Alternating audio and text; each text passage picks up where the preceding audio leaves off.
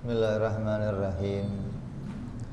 Assalamualaikum warahmatullahi wabarakatuh. Al-Fatihah ila ruhi Sayyidina wa Habibina wa Syafi'ina Rasulillah Sayyidina Muhammad ibn Abdullah sallallahu alaihi wa ala alihi wa ashabihi wa azwajihi wa dhurriyyatihi anna Allah ya'li darajatin bil jannah wa yanfa'una bi asrarihim wa anwarihim wa ulumihim wa nafahatihim wa barakatihim fid dini wa dunya wal akhirah wa ja'aluna min hizbihim wa yarzuquna mahabbatahum wa yatawaffana ala millatihim wa yahsyurna fi zumratihim bil afiyatin wa salamatin lahumul fatihah. A'udzu billahi minasy syaithanir rajim. Bismillahirrahmanirrahim. Alhamdulillahi rabbil alamin arrahmanir rahim maliki yaumiddin iyyaka na'budu wa iyyaka nasta'in ihdinas siratal mustaqim siratal ladzina an'amta 'alaihim ghairil maghdubi 'alaihim waladdallin amin. Bismillahirrahmanirrahim. Nawaitu ta'alluma wa ta'lima wa tadhakkura wa tadhkira wa naf'a wal intifa'a wal ifadata wal istifadata wal hitha ala tamassuki bi kitabillahi sunnati Rasulillah sallallahu alaihi wasallam wa du'a ilal huda wa dilalata alal khairi ibtigha'a mardatihi wa qurbihi wa thawabihi wa husnil khatimah ma'al lutfi wal afiyah salahil akibah. Bismillahirrahmanirrahim. Alhamdulillahirabbil alamin. Salatu wassalamu ala asyrafil anbiya'i wal mursalin Sayyidina wa habibina wa syafi'ina wa maulana Muhammadin wa ala alihi wa sahbihi ajma'in. Amma ba'du. Qala musanniful kitab Habibul Imam Al-Habib Utsman bin Abdullah bin Aqil bin Yahya rahimahullah wa nafa'ana bihi wa bi'ulumihi fid darain. Allahumma aftah qulubana futuhal arifin wa bihikmatika wansur alaina birahmatika ya arhamar rahimin.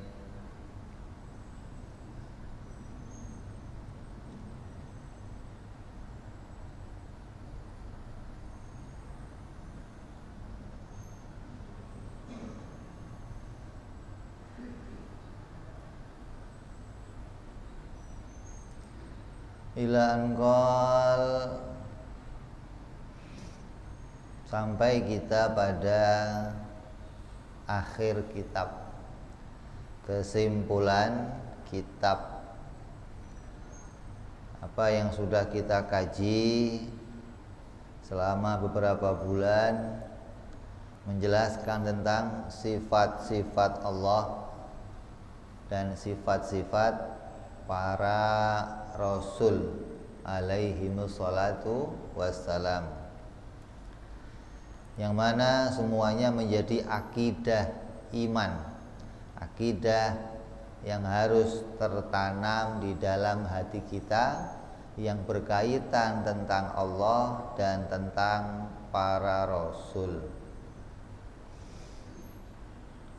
Maka apa yang sudah dikaji dari awal sampai akhir ini, maka penyusun berharap semoga dengan taufik dan hidayah Allah kiranya hati para pembaca dapat dibukakan oleh Allah, sehingga seluruh pelajaran yang dari awal dapat meresap di dalam hati sanubari para pembaca sekalian, untuk kemudian diamalkan sepanjang hidupnya, sehingga diharapkan akan memperoleh husnul khatimah pada saat dipanggil oleh Allah Subhanahu wa ta'ala. Amin ya rabbal alamin. Artinya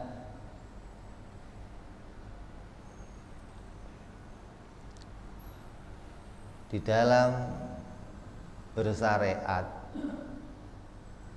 kita kan diperintahkan oleh Allah untuk beragama atau bersyariat.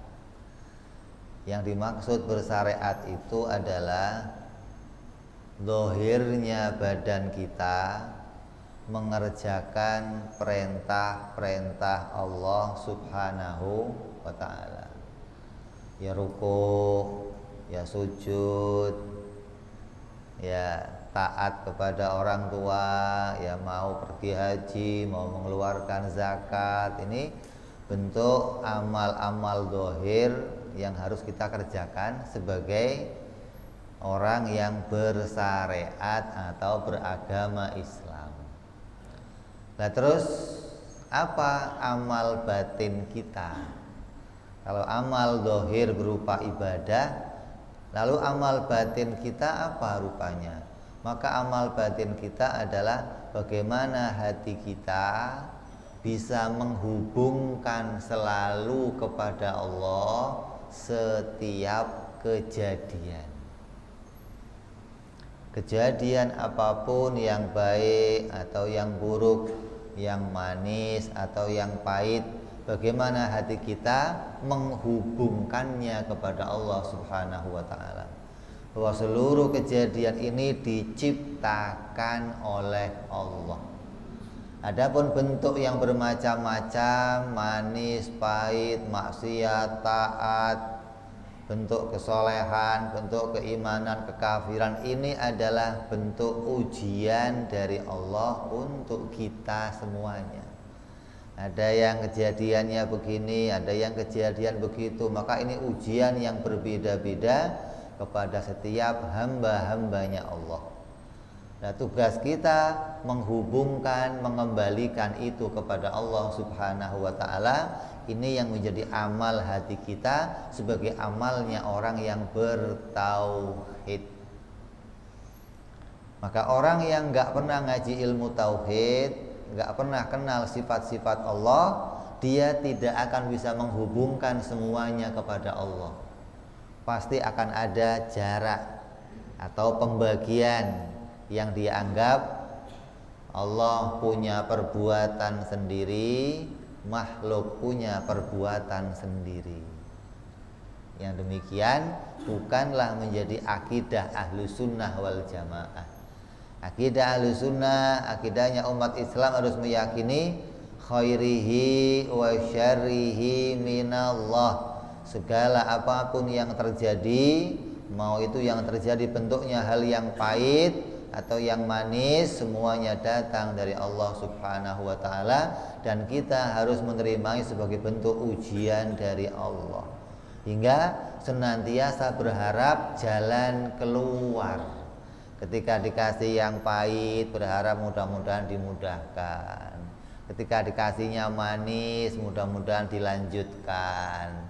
Ketika dikasihnya maksiat, mudah-mudahan diampuni oleh Allah. Ini yang diperintahkan oleh Allah, yang menjadi amal hati kita. Jadi lengkap tuh, ada amal zahir bentuknya ibadah, ada amal batin bentuknya mengesahkan Allah, mentauhidkan Allah. Artinya mengembalikan segala kejadian hanya diciptakan oleh Allah Subhanahu wa ta'ala. Makanya orang-orang yang sudah sampai pada kesimpulan ini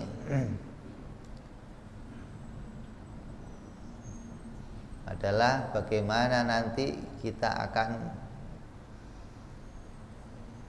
mengembalikan seluruh apa yang sudah kita kaji dari awal, semuanya masuk ke dalam dua kalimat tauhid, dua kalimat syahadat. Apabila kita mengucapkan dua kalimat syahadat, maka hati kita mengingat kepada Allah Subhanahu wa ta'ala. Hati kita menghadirkan seluruh akidah-akidah yang sudah kita kaji, hingga yang tadinya kita jauh dari Allah, lama untuk mengingat Allah, maka setelah pengajian ini kita akan mudah untuk mengingat kepada Allah Subhanahu wa ta'ala. Sebagian ulama mengatakan bahwa dua kalimat syahadat ini berisikan 24 huruf. Sedangkan masa atau waktu dalam satu hari satu malam itu 24 jam. Maka dengan mengucapkan dua kalimat syahadat, kita memperbaharui keimanan kita setiap waktu. Kita akan memperoleh ampunan dari Allah selama 24 jam. Coba. Ini keramatnya dua kalimat syahadat. Apabila kita ucapkan kalimat itu dengan menghadirkan hati, maksudnya menghadirkan hati, menghadirkan pengetahuan yang sudah kita pelajari tentang isinya dua kalimat syahadat. Apa isinya? Isinya adalah seluruh akidah-akidah yang sudah kita pelajari. Bagaimana seluruh akidah itu bisa masuk dalam dua kalimat syahadat? Nanti kita akan simpulkan pada akhir kitab. Maka siapa orangnya yang sudah bisa memuat seluruh akidah ke dalam dua kalimat syahadat, ketika dia mengucapkannya, maka 24 huruf itu memberikan syafaat, memberikan keramatnya dengan apa? Memintakan ampunan kepada Allah kepada pembacanya selama 24 jam. Kira-kira kita dosanya banyak nggak Pak? Banyak apa banyak? Kalau kita nggak punya cadangan untuk mendapat ampunan dari Allah, bagaimana?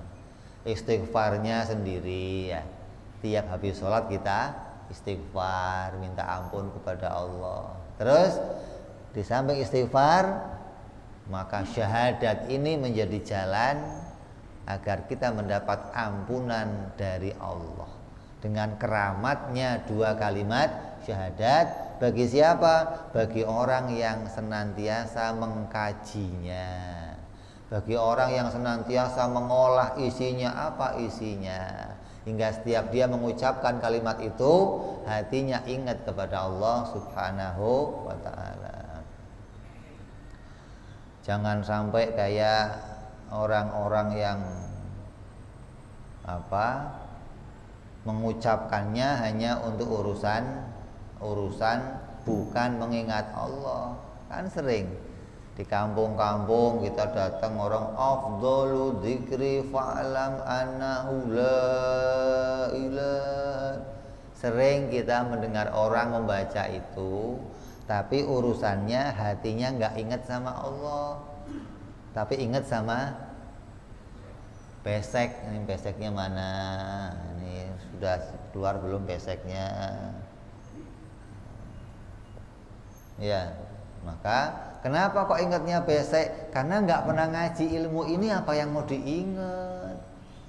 Yang namanya zikir itu membaca, memperbanyak mengucapkannya dan mengingatnya. Itu zikir namanya. Nah, kalau kamu zikir diperbanyak mengucapkannya tapi nggak pernah mengingat apa-apa, ya bukan zikir namanya. Jadi zikir itu isinya dua. Mulutnya mengucapkan, hatinya mengingat, connect kepada Allah Subhanahu wa ta'ala.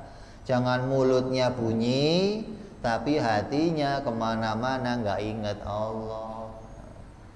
Maka yang demikian dia tidak akan mendapatkan keramatnya lafaz-lafaz yang dia baca. Itu loh.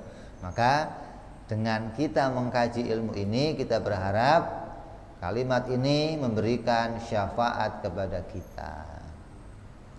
Terus bahwa 2 kalimat syahadat ini juga berisikan 7 kalimat la ilaha illa Allah Muhammad Rasul Allah. Berapa? 7 kalimat. Setiap 7 yang ada di dalamnya sama dengan 7 pintu neraka. Maka dikatakan siapa orangnya yang sampai pada akhir hayatnya dia mengucapkan kalimat tersebut, maka dia akan diselamatkan dari 7 pintu neraka. Keramatnya akan menghijab dia, menghalangi dia untuk masuk ke dalam 7 pintu api neraka. Artinya apabila ada sesuatu yang menyeretnya ke dalam api neraka, maka syahadat itu akan hadir dan membela dia untuk mengamankannya dari masuk ke dalam 7 pintu api neraka. Mudah-mudahan kita semua dengan mengkaji ilmu ini bisa menyelamatkan kita dari dosa-dosa, membawa kita selamat dari siksa api nerakanya Allah Subhanahu wa ta'ala. Jadi kalau kita bicara kunci masuk surga itu la ilaha illallah, maka kunci untuk keluar dari api neraka juga la ilaha illallah, gitu loh. Jangan satu aja, pokoknya la ilaha illallah kunci untuk masuk surga. Maka seseorang yang kafir tidak bisa keluar dari neraka. Kenapa? Karena dia tidak pernah bisa membawa kunci la ilaha illallah Muhammadun Rasulullah.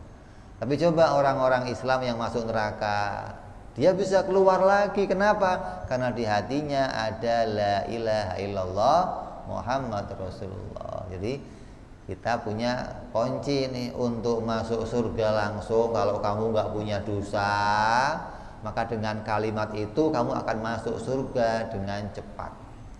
Apabila dosa kita kok banyak, maka kita akan masuk neraka, tapi bukan neraka 7 yang selama-lamanya, gitu loh.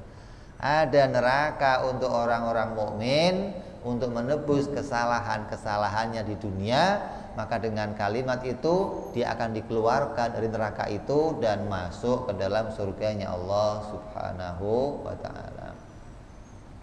Inilah 7 kalimat tersebut yang ada di dalam 2 kalimat syahadat yang sangat besar manfaatnya. Mudah-mudahan bagi siapa saja yang melazimkan membacanya sebanyak 70 kali setiap hari, dengan izin dan rahmat Allah akan terbebas dari 7 api neraka.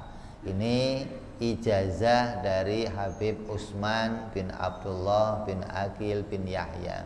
Baca la ilaha illallah Muhammadur Rasulullah 70 kali setiap hari, akan mendapatkan keuntungan, dia dibebaskan dari 7 pintu api neraka. Kemudian kita lanjut kepada bab berikutnya, yaitu bagaimana caranya memasukkan seluruh akidah yang sudah kita pelajari ke dalam 2 kalimat syahadat. Ini intinya nih. Kita udah ngaji wujud, qidam, baqa, mukhalafah lil hawadits, qiyamu bi nafsih sampai mutakalliman udah kita kaji semua. Sidik, tabligh, amanah dan fatonah udah kita kaji semua yang jadi sifat-sifat para rasul. Kemudian akan disimpulkan dan semua itu akan dimasukkan ke dalam kalimat la ilaha illallah Muhammadur Rasulullah. Gimana cara memasukkannya? Inilah beberapa makna syahadat tauhid. Maka kita mulai dari yang pertama, yaitu la ilaha illallah. Karena kan dua kalimat syahadat itu berarti isinya ada dua. La ilaha illallah disebut namanya syahadat tauhid, Muhammad Rasulullah disebut namanya syahadat Rasul. Ada syahadat tauhid, ada syahadat Rasul. Yang pertama kita akan jelaskan syahadat tauhid, itu isinya la ilaha illallah Muhammad Rasulullah. Kalau mau diartikan tidak ada Tuhan kecuali Allah. Itu arti secara terjemah bahasa, alih bahasa dari Arab ke Indonesia. La ilaha illallah ditafsirkan, diartikan dengan tidak ada Tuhan kecuali Allah. Terus yang mau jadi pembahasan kita adalah kalimat Tuhan. Tidak ada Tuhan kecuali Allah. Tuhan itu pengertiannya apa? Kan tiap hari kita ngomong Tuhan atau Allah. Allah itu namanya. Kalau dalam bahasa Arab disebut namanya ilahi. Kan ente sering nyebut ya ilahi, ya Rabbi. Ilahi itu artinya apa? Hah? Ilahi, ya ilahi. La ilaha. Itu mau kita berikan definisi atau mau kita cari maknanya. Secara umum ulama mengartikan Tuhan itu adalah al-ma'bud bihaqqin.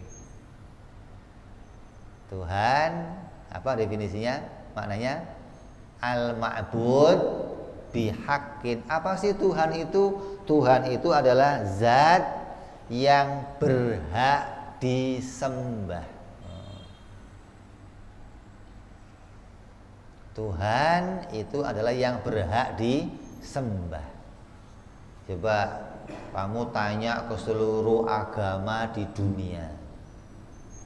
Kalau mereka ada yang nyembah matahari, kalau mereka menganggap matahari itu Tuhan, maka mereka akan menyembah matahari.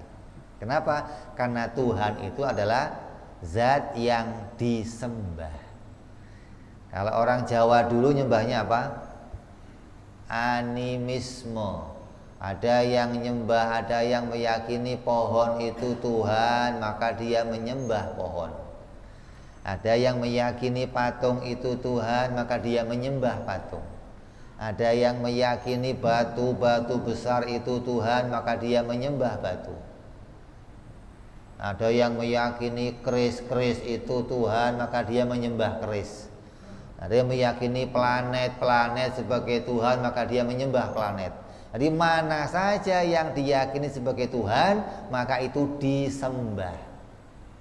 Coba orang-orang India nyembahnya apa?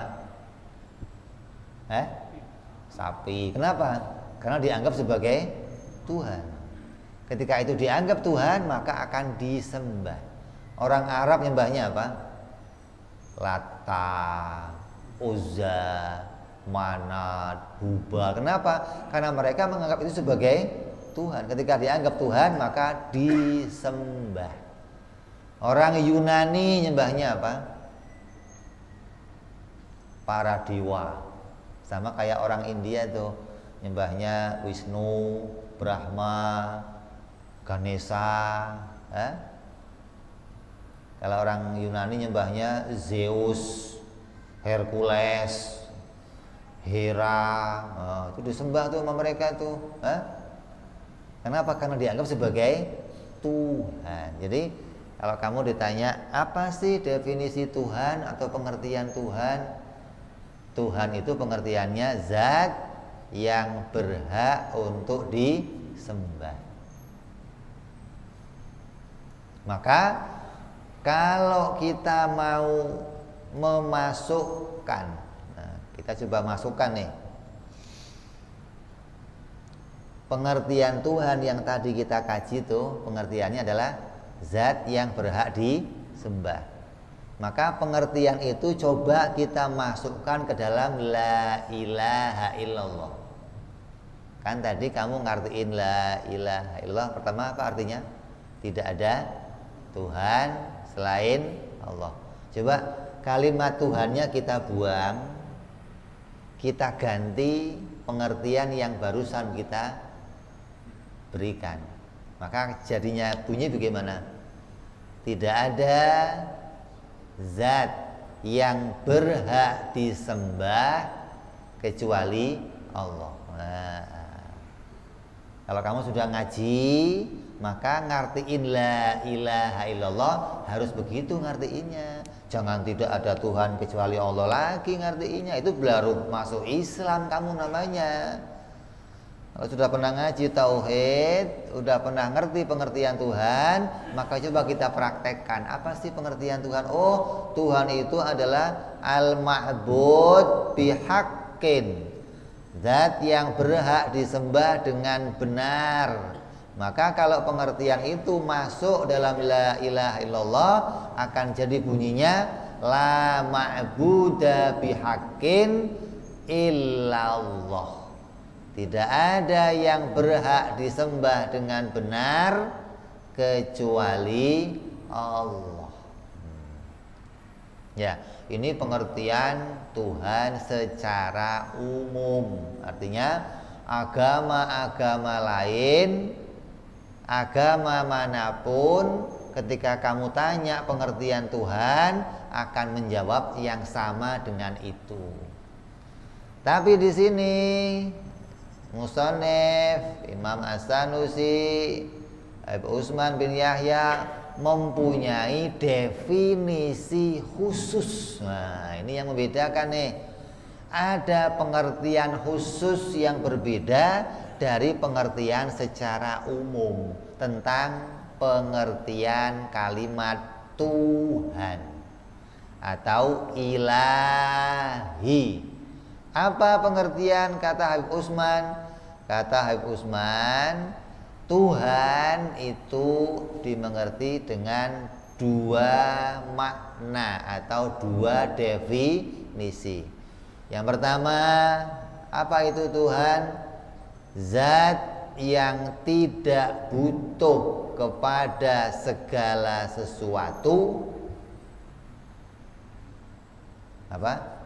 Zat yang tidak membutuhkan segala sesuatu, dan segala sesuatu selain Allah membutuhkan Dia. Itu pengertian Tuhan yang sempurna.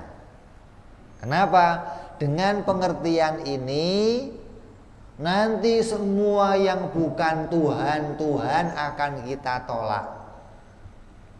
Bukan Tuhan. Yang Tuhan nanti akan ketemu hanya Allah. Kenapa begitu? Karena pengertian ini akan membuat batasan yang jelas yang seperti apa Tuhan itu. Jadi kamu dengan pengertian ini akan menemukan Tuhan itu yang sebenarnya siapa. Kenapa? Kita berikan definisi yang sangat jelas. Hebatnya para ulama tauhid membuat sebuah definisi yang bisa membuat kita meyakini secara pasti kalau Tuhan itu hanya Allah dan selain Allah itu bukan Tuhan. Apa definisi tadi? Zat yang tidak butuh kepada segala sesuatu dan segala sesuatu membutuhkan Dia. Itulah pengertian Tuhan secara ilmu tauhid, bukan secara umum. Beda nih.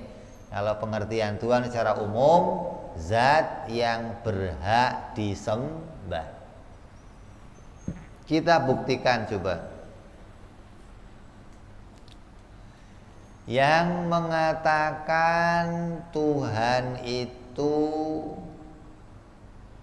ada di atas. Kalau ada yang meyakini Tuhan itu berada di atas, berarti dia bertempat. Ya, dia menempati bagian atas. Kalau ada Tuhan kok bertempat di atas, berarti dia membutuhkan sesuatu. Ya. Dengan pengertian tadi, apa Tuhan itu? Zat yang tidak membutuhkan segala sesuatu. Maka yang di atas itu pasti bukan Tuhan. Ini terurai mulai ini. Dengan pengertian ini, orang yang meyakini Tuhan itu di atas, maka keyakinannya batal. Kenapa? Karena apabila Tuhan itu di atas, maka dia membutuhkan sesuatu. Sedangkan Tuhan itu adalah zat yang tidak butuh sesuatu. Maka dia meyakini sesuatu yang salah tentang Tuhan. Kalau ada yang meyakini Tuhan duduk di kursi, apalagi? Berarti Tuhan membutuhkan bantuan. Tuhan butuh tempat sandaran, Tuhan butuh sesuatu, maka itu pasti bukan Tuhan. Terus Nabi Isa itu Tuhan. Makan gak dia? Makan gak Nabi Isa? Minum gak? Berarti dia bukan Tuhan. Kenapa? Membutuhkan sesuatu. Loh, dari definisi ini kita akan menolak semua Tuhan-Tuhan yang lain tuh. Jadi kita meyakini Allah itu Tuhan, itu bukan menang-menangan, bukan semau kita sendiri, bukan. Karena kita mencari pengetahuan yang benar, siapa sih Tuhan itu, gitu loh. Maka dengan definisi ini kita menemukan yang sebenarnya yang bersifat ketuhanan. Enggak, kamu beragama Islam ini bukan ikut-ikutan. Kamu beragama Islam bukan untung-untungan. Kalau agama Islam benar ya saya selamat. Kalau enggak benar celaka. Itu agama lain, keyakinan lain boleh begitu. Mereka ikut bapaknya, mereka ikut pendetanya, mereka ikut guru-gurunya. Tapi kita nggak ikut kepada sesuatu yang nggak jelas.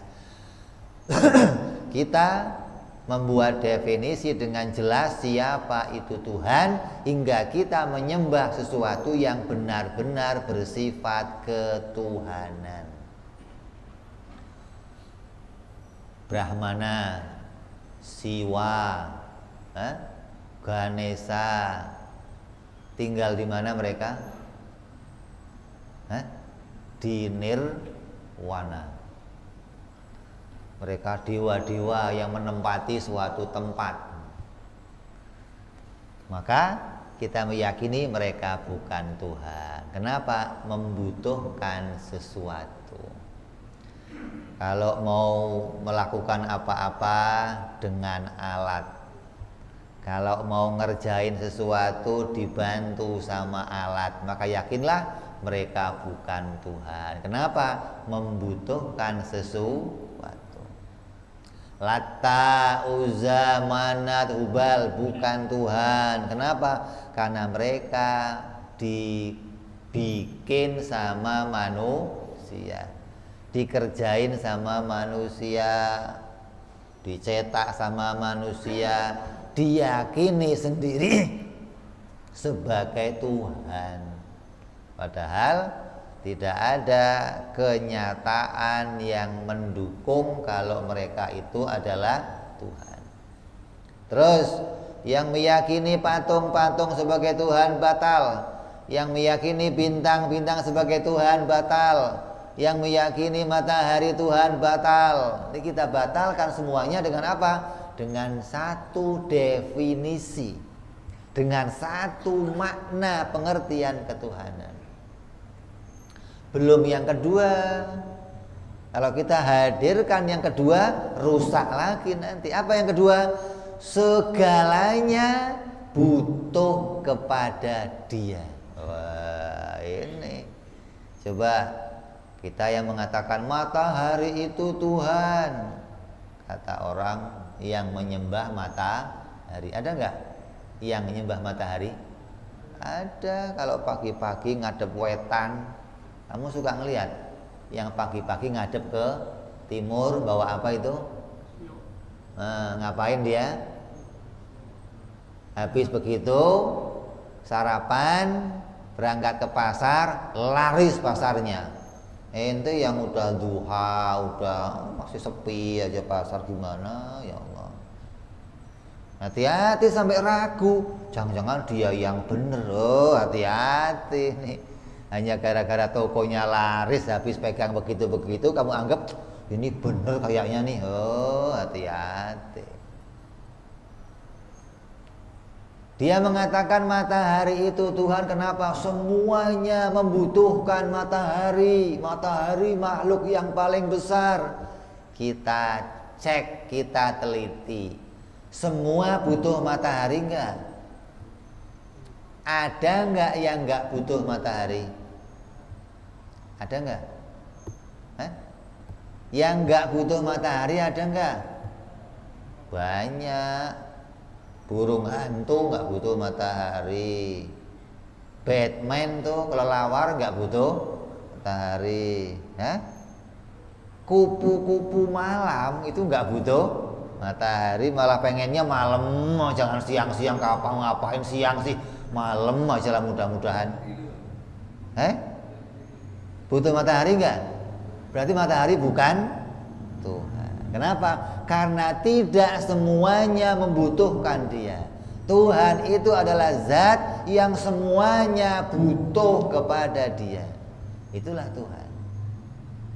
Jadi ini definisi yang sempurna, gitu loh. Dengan pengertian ini kamu akan bisa menolak semua yang dianggap Tuhan selainnya Allah. Jadi selain Allah itu hanya anggapan. Kalau itu sebagai Tuhan, disebut sebagai Tuhan, tapi kenyataannya mereka semua makhluk. Mereka semua diciptakan oleh Allah Subhanahu wa ta'ala. Dianggap oleh orang-orang ini sebagai Tuhan. Padahal tidak ada satupun sifat-sifat Tuhan pada diri mereka. Hingga Nabi Isa dianggap Tuhan, hingga Maryam dianggap Tuhan, hingga ada sapi dianggap Tuhan, hingga ada matahari dianggap. Ini semua anggapan. Mereka menyebut itu Tuhan, tapi nggak punya dasar. Mana dasarnya? Lah kita mau menyebut Allah sebagai Tuhan, punya dasar yang sangat jelas. Nanti kita akan satu persatu uraikan dari mana kita bisa meyakini Allah betul-betul satu-satunya Tuhan, gitu. Tidak ada Tuhan lain selain Allah. Satu-satunya Tuhan, gitu. Maka kita akan jelaskan nanti dari arah mana, dari arah dua makna tadi, dua definisi tadi, kita akan cari tahu isinya apa. Definisi yang pertama, Tuhan adalah zat yang tidak butuh segala sesuatu. Kalau Tuhan itu zat yang tidak butuh segala sesuatu, kenapa Dia kok enggak butuh? Sifat apa yang ada pada Dia hingga Dia tidak butuh kepada segala sesuatu? Nah, baru nih kita mau masuk pada akidah nih. Oh, ternyata yang menunjukkan Dia tidak butuh segalanya Karena dia memiliki 11 sifat. Gitu. Karena dia memiliki 11 sifat, maka dia tidak butuh segala sesuatu. Terus kenapa kok segalanya butuh kepada dia? Oh, karena dia memiliki 9 sifat. 11 tambah 9 berapa jumlahnya? 20. Yang kita kaji berapa sifat? 20. Nah, dari sinilah faedahnya kita ngaji. Oh, ternyata 20 sifat yang kita kaji itu adalah alamat ketuhanan. Begitu. Yang menunjukkan bahwa Allah betul-betul Tuhan. Kalau anak-anak kita dari kecil biasa apal-apalan wujud, kita bakok, itu modal utama agar anak kita menghafalkan akidah di hatinya. Setelah dia gede, baru kita jelaskan 20 ini apa faedahnya. Oh, 20 ini adalah isi dari makna ketuhanan. 20 dibagi 2, 11 sifat dan 9 sifat. Yang 11 sifat menunjukkan Allah tidak butuh segala sesuatu. Yang 9 sifat menunjukkan segala sesuatu selain Allah butuh kepada Allah. Nih, faedahnya nih kamu baru tahu. Ngapain sih selama ini saya belajar wujud kita mbakok? Ternyata itu adalah isi dari makna ketuhanan. Hingga kalau kamu nggak ngerti ini, maka kamu berarti belum kenal Tuhan. Kamu nyembah hanya ikut-ikutan, tapi nggak tahu siapa yang disembah. Saya tahu Allah, Beb. Allah itu namanya. Kalau cuma namanya, Cina juga tahu. Kalau cuma namanya, anak bayi juga tahu. Yang ditanya bukan namanya, yang punya nama Allah, kenal gak kamu sifat-sifatnya? Kalau gak kenal, bagaimana kamu menganggap dia sebagai Tuhan? Kata bapak saya, Beb, kalau cuma modal kata bapak kamu, orang Buddha juga kata bapaknya, orang Hindu juga kata bapaknya, orang Yahudi juga kata bapaknya. Tapi mereka nggak pernah mikir ini betul-betul Tuhan apa bukan. Kalau kamu sama nggak pernah mikir, agama mengatakan dosa. Siapa yang punya akal sehat tapi gak pernah mau mikir mana Tuhan saya yang sebenarnya, hukumnya dosa. Jadi kalau akal kamu merasa sehat, kamu gak ngerti ilmu ini, kamu akan dihukum satu hukuman oleh Allah karena meninggalkan fungsinya akal untuk berpikir tentang Tuhan. Jangan buru-buru wiritan, itu belakangan. Kenali sifat-sifat Allah hingga zikir kamu sampai kepada Allah Subhanahu wa ta'ala. Ini kenal Allah belum wiritan. Yang mau diwiritin apa? Yang mau diingat apa? Saya mau nanya.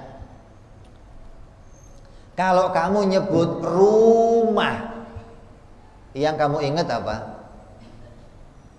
Ada atap, ada dinding, ada ya.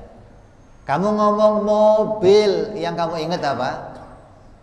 Ya, ada roda, ada pintu, ada setir, ada. Ya. Kalau kamu ngomong Allah, yang kamu ingat apa? Gak ada. Karena kamu gak kenal Allah, maka gak ada yang kamu ingat. Tapi sini kita jelaskan apa yang harus kita ingat ketika kamu nyebut Allah. Masuk waktu Isya, kita dengarkan azan sejenak. Allah.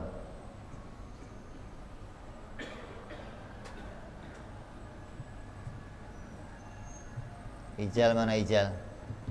Baterai.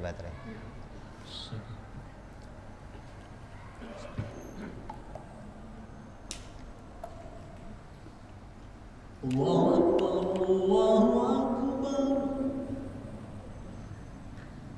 Allahu Akbar. Habis ya?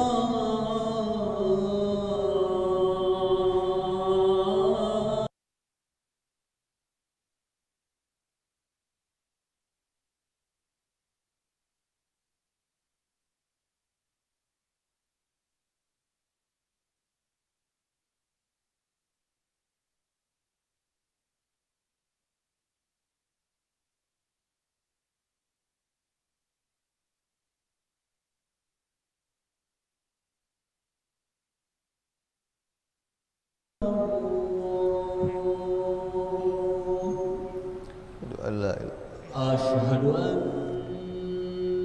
Muhammadar Rasulullah.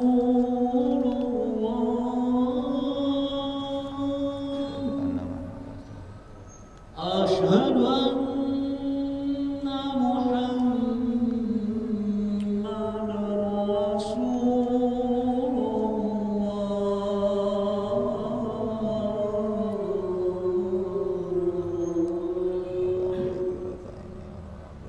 حي على الصلاة.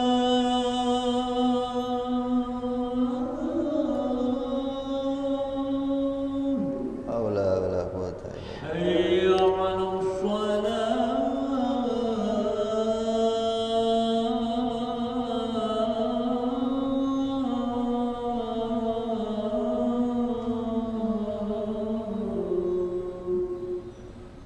حي على الفلاح.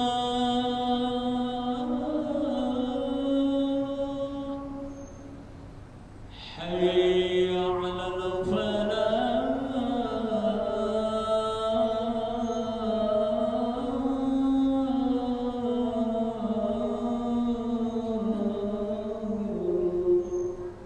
الله أكبر. الله أكبر.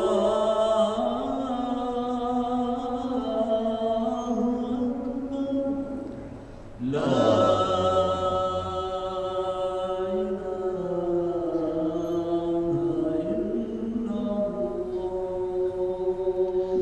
La ilaha illallah Muhammadur Rasulullah sallallahu alaihi wa ala alihi wasallam.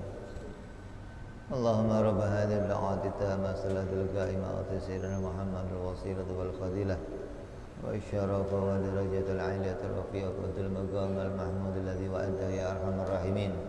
Rabbi ighfir li wa li walidayya, Rabbi ighfir li wa li walidayya, Rabbi ighfir li wa li walidayya ya Allah.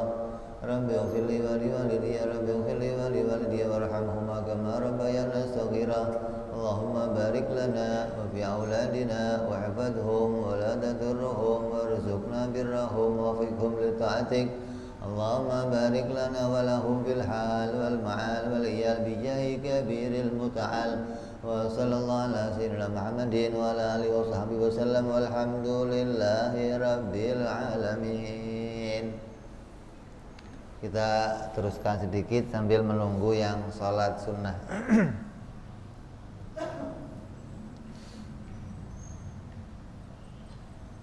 Kalau kamu menyebut sesuatu, kalau kamu mengenalnya, pasti ada yang kamu ingat. Tapi kalau kamu nggak mengenalnya, kamu nyebut, ya nggak ada yang muncul di pikiran kamu, nggak ada. Kayak orang gunung lah, orang gunung nggak pernah tahu yang namanya Bemo.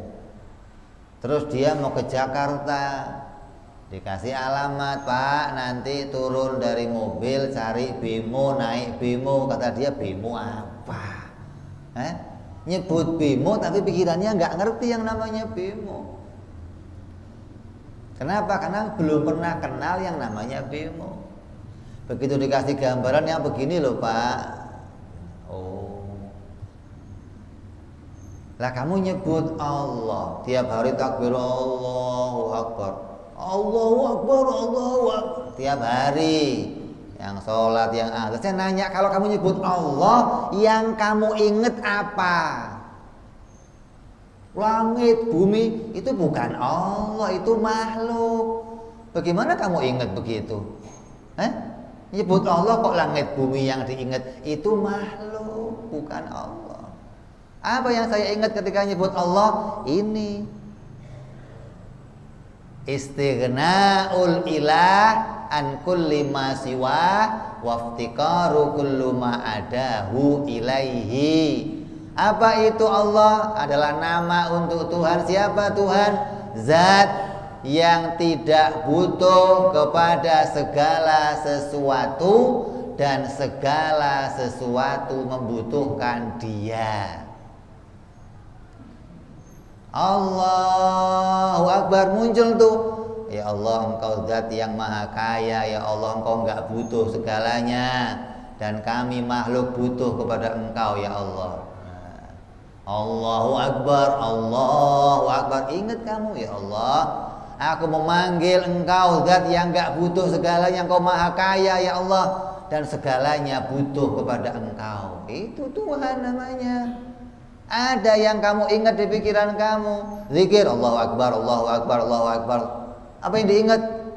Ingat Allah, subhanallah, subhanallah, subhanallah, alhamdulillah. Ingat Dia zat yang gak butuh segalanya, dan segalanya butuh kepada Dia. Tiap kamu doa, kamu yakin hati kamu connect. Kenapa? Saya hamba butuh kepada Engkau ya Allah, dan Engkau maha kaya. Engkau yang bisa mencukupi segala kebutuhan hamba-hambamu ya Allah. Connect hati kamu sama Allah.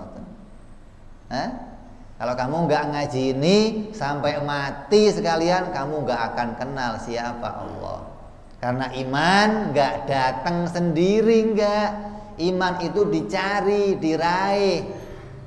Kalau kamu nggak ngaji, kamu nggak akan dapat ini. Mana perintahnya, Beb? Fa'lam annahu la ilaha illallah. Quran langsung perintahnya, agar kamu mengenal kepada apa itu isinya la ilaha illallah. Bukan cuma dibaca, bukan cuma dizikirin, tapi cari tahu isinya apa.